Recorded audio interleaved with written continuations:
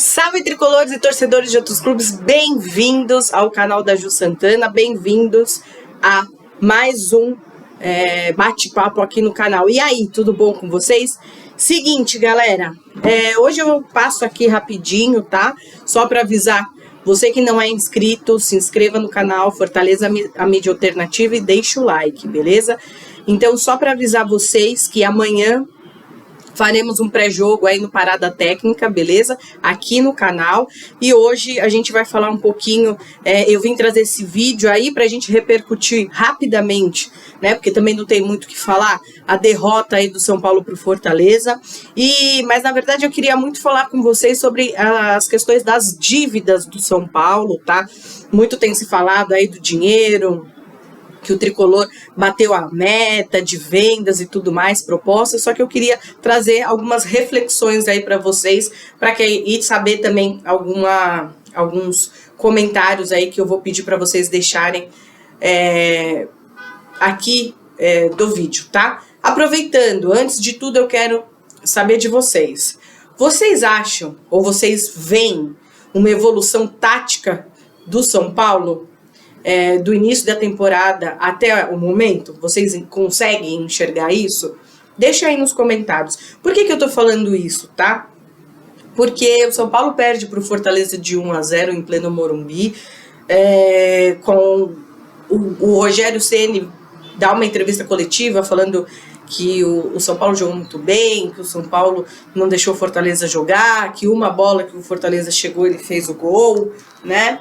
E etc, etc, etc. Nós ouvimos isso contra o Flamengo, né? Então nós trouxemos aí algumas questões contra o Flamengo, que de fato o São Paulo fez um bom jogo. Inclusive falamos aqui nesse canal que o que muito me preocupa é a questão da sequência do São Paulo, se ele consegue manter essa regularidade, né? Então nós vimos aí um jogo contra o Fortaleza, alguns erros pontuais, então saídas de bola do Jandrei, jogadores que infelizmente não se atentaram no setor defensivo, que foram muito mal no setor ofensivo, um meio campo sem muita criatividade, e etc, etc, etc. Que são, na verdade, galera, no meu ponto de vista, problemas recorrentes do time do São Paulo. Então é até repetitivo que a gente fique falando aqui de algumas questões. Então eu queria saber de vocês, se vocês, devido ao resultado, a como o São Paulo se apresentou, as declarações do Ceni, eu queria saber de vocês se vocês enxergam alguma evolução tática do time do São Paulo. Deixa aí nos comentários. Por quê?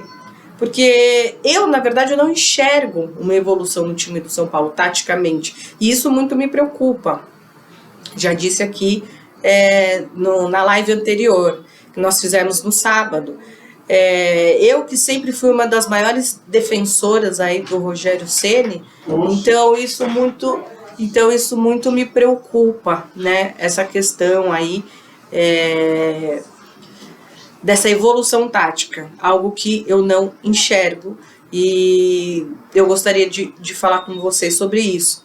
A questão do Rogério estar utilizando o 3-5-2, ele mesmo pontuou, né, que ele normalmente nos seus times sempre jogou no 4-4-2, por causa da característica de alguns jogadores que o time não tinha. Será que com esses reforços que chegaram, o time não tem mais essa característica, né? Porque de mudar esse esquema de acordo com cada jogo, será que a gente sempre tem que repetir as mesmas escalações prontamente, o mesmo esquema tático? Será que o São Paulo não fica muito previsível? Então, assim, do meu ponto de vista, sim, o São Paulo fica previsível. O São Paulo precisa ter variações, né? O São Paulo precisa ter, pela quantidade de escanteios que teve com o Flamengo, às vezes parece que não tem uma jogada ensaiada. Nós, muitas vezes, não somos fortes em jogada aérea, seja defensivamente ou ofensivamente, né? Então são questões que a gente não vê evolução. A nossa defesa, normalmente, é difícil um jogo que não tome gol. Então todas essas questões eu incluo nessa evolução tática que eu disse aqui para vocês. Claro, junto com isso, a gente tem as questões técnicas de cada jogador, que muitos jogadores vêm pecando na finalização, vêm pecando em atuações, então a gente tem também duas questões aí para analisar. Mas, de uma forma geral, sobre evolução tática, não vejo isso no São Paulo, muito me preocupa, porque essa questão torna o São Paulo um time não regular, né? E por isso que vive tantos altos e baixos, e por isso que nós estamos a 4 pontos da zona do rebaixamento, e por isso que hoje nós somos freguês do Fortaleza, lamentavelmente. O São Paulo deu o primeiro ponto do Fortaleza no campeonato, né? E o São Paulo aí permite que o Fortaleza passe o São Paulo. Então são duas questões muito importantes que o São Paulo acaba fornecendo aí para o Fortaleza, beleza? E aí, uma outra coisa que eu quero falar para vocês é o seguinte, sobre...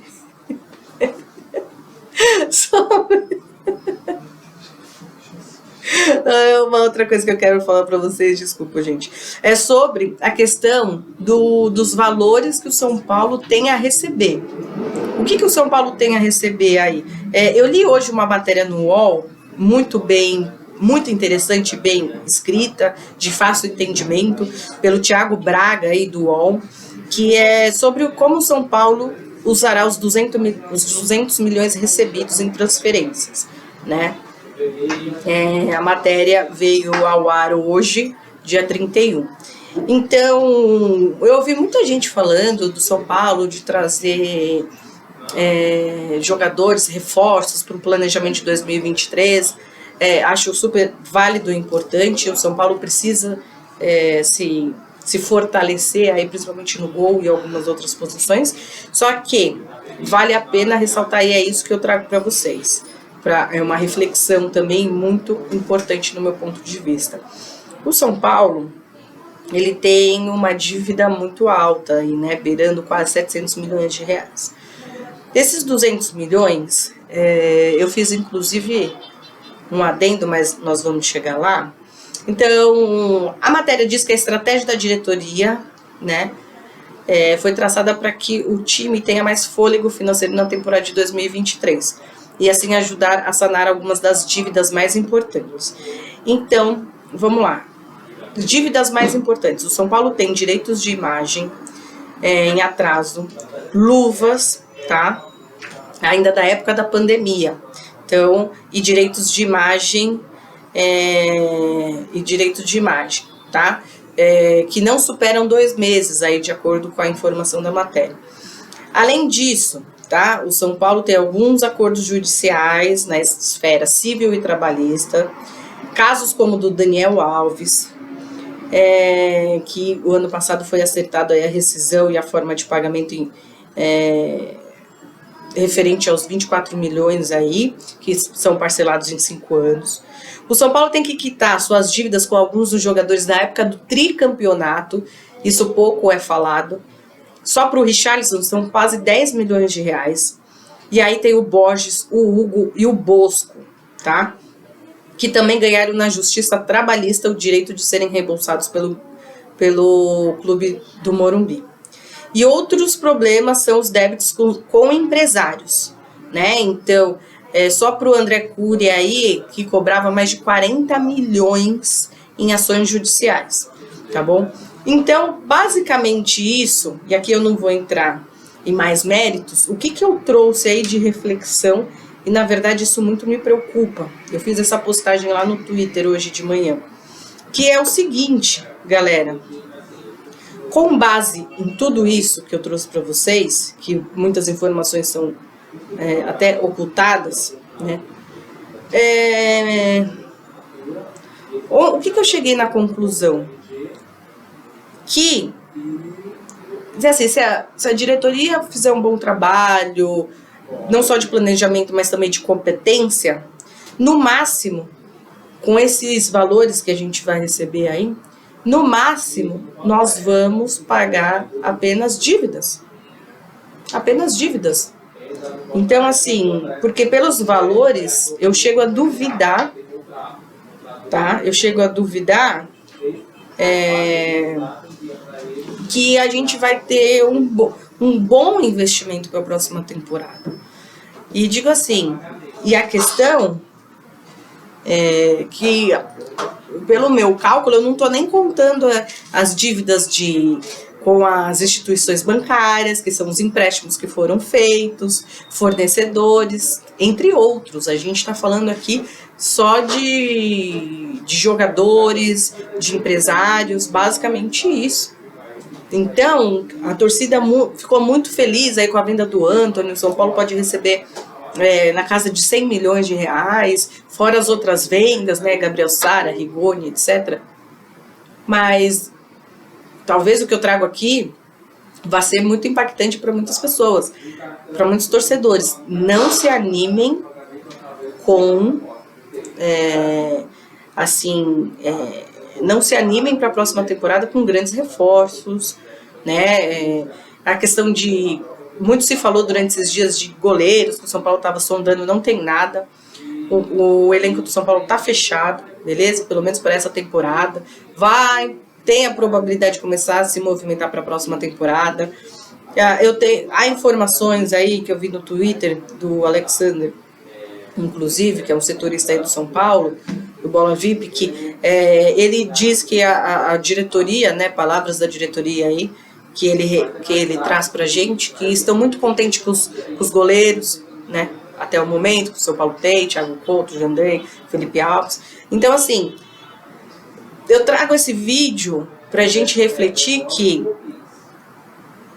analisar as questões, evolução tática do São Paulo, aí analisar o trabalho do Rogério Ceni como um todo e do time do São Paulo, e também olhar para essa parte externa, que por mais que tenham essas vendas, a gente pode não ter grandes investimentos para 2023. Então, há uma probabilidade de a gente passar sufoco em mais uma temporada como estamos passando nessa, em mais um ano lutando aí para ficar longe da zona do rebaixamento, certo? Então, é basicamente sobre isso que eu quero discutir com vocês, refletir, né, com vocês. Deixem nos comentários aí o que vocês acham sobre isso. Vocês acham que o que eu falei, o que eu trouxe, né, faz sentido, né? Sem falar outras questões que a gente pode falar aí, da questão de reeleição, que os caras vão votar e tudo mais, enfim. Mas vamos focar nesses dois temas aí, que isso fica para uma outra discussão, tá bom? Então, só lembrando a galera, amanhã teremos a live do Parada Técnica aí, no horário do almoço, tá bom? Um pré-jogo, São Paulo que vai enfrentar aí o Atlético Goianiense pela primeiro jogo da semifinal da Copa Sul-Americana, né? E vamos falar um pouquinho do jogo amanhã, da provável escalação e tudo mais. Mas hoje eu tinha que trazer esse assunto aí para vocês, pra gente poder discutir, porque eu acho que não vale a pena a gente se iludir, beleza? E só para complementar, o recebimento desses valores para o São Paulo, tudo depende do mecanismo de negociação. Por exemplo, a negociação, como foi feita entre o Ajax e o Manchester. Se vai ser parcelado, o São Paulo também recebe parcelado, tá? Então, a chegada do valor, tudo depende de como foi a negociação. Então, pode ser que o São Paulo também não receba tudo de uma vez aí, tá? Vai receber parceladamente. Tá bom? Então é isso, galera. Um beijo pra vocês. Uma boa quarta-feira aí, tá? Fiquem com Deus. Deixem um like, se inscrevam no canal. E é isso. Esse é o nosso São Paulo. E vamos lá, que amanhã tem mais. Beijão, até lá mais. Tchau, tchau, galera.